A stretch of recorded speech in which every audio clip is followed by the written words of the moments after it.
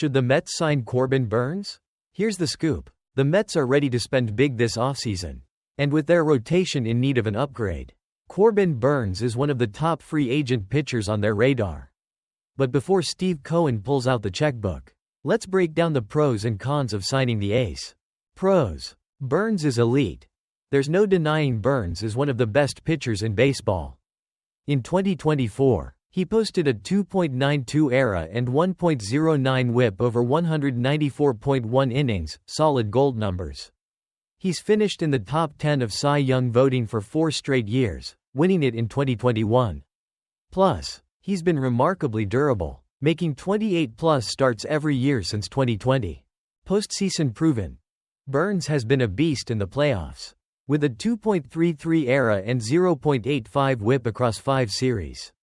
In his 2024 postseason debut, he threw 8 innings of 1-run ball. When the lights are brightest, Burnes shines. Young-ish, for a pitcher at 30 years old. Burnes is still in his prime, just entering his AGE 30 season in 2025. He's got a few good years ahead of him, at least in theory. Cons. Declining strikeouts.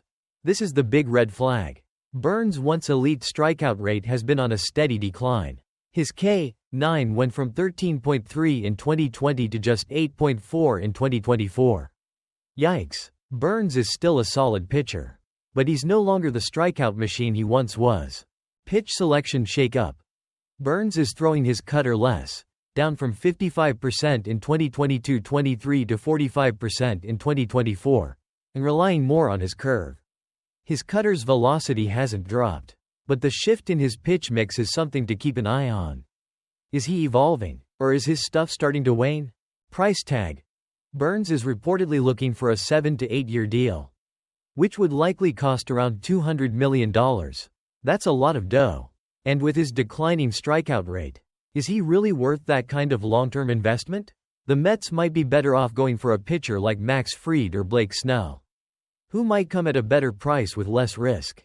Verdict. Burnes is still a top-tier pitcher, but the Mets should be cautious.